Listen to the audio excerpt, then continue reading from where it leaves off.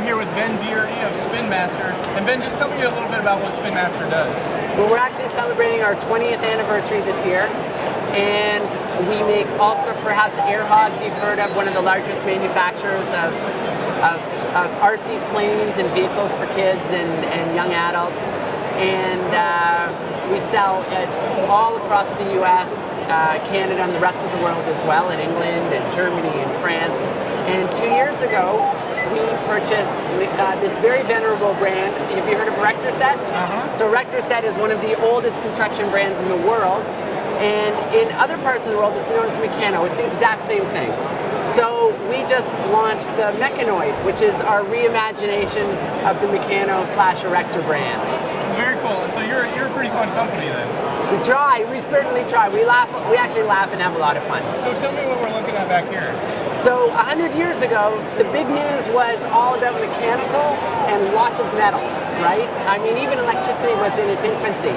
So when we started on this project 2 years ago, we said, well, what are the big things of today, right? Well, of course, people still want mechanics and metal, but technology is such a big part of things. So we decided to launch a robotics segment of Meccano, and the first thing we developed was Mechanoid. So is this, what is the use for this? Is it like a toy, or does it have like a use within the house? Well, it's a great question. It has a light use. I mean, the use is entertainment, but it comes disassembled. So the first thing that we say is it's a wonderful build experience. It's for 8 and up. Would take an 8, 9, 10-year-old about 3-4 hours to put it together, and it actually will help you a little bit along the way and make jokes.